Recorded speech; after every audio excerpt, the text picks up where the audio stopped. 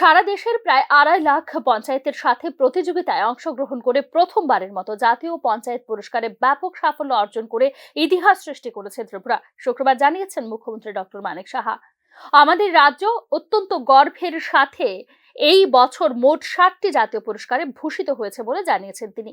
এক্ষেত্রে দেশের সেরা জেলা হিসেবে নির্বাচিত হয়েছে গোমতী জেলা, জানিয়েছেন মুখ্যমন্ত্রী। দেশের দ্বিতীয় সেরা ব্লক হিসেবে নির্বাচিত হয়েছে অমরপুর আরডি ব্লক। দেশের সেরা মহিলা বান্ধব পঞ্চায়েত হিসেবে নির্বাচিত হয়েছে দক্ষিণ মনুবনকুল এবং রূপাইছড়ি আরডি ব্লক।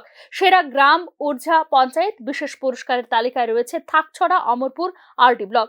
দারিদ্র্যমুক্ত ও উন্নত জীবিকা গ্রাম, পর্যাপ্ত জল গ্রাম এবং শিশু বান্ধব গ্রাম হিসেবে নির্বাচিত হয়েছে কুমারঘাট আরডি ব্লকের বেতছড়া, অমরপুর আরডি ব্লকের দেববাড়ি এবং অমরপুর আরডি ব্লকের রাজকাং।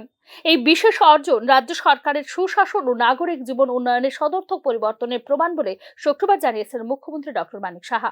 এই প্রাপ্তির জন্য রাজ্যের পঞ্চায়েতি রাজ ব্যবস্থার সাথে যুক্তদের শুভেচ্ছা ও অভিনন্দন জ্ঞাপন করেছেন মুখ্যমন্ত্রী। উল্লেখ করা যেতে পারে, পঞ্চায়েত রাজ ব্যবস্থাপনার প্রাপ্ত পুরস্কারগুলো আগামী 11 ডিসেম্বর দিল্লির বিজ্ঞান ভবনে সংশ্লিষ্ট রাজ্যগুলির হাতে তুলে দেবেন রাষ্ট্রপতি Droupadi Murmu. Bureau report, news নাও।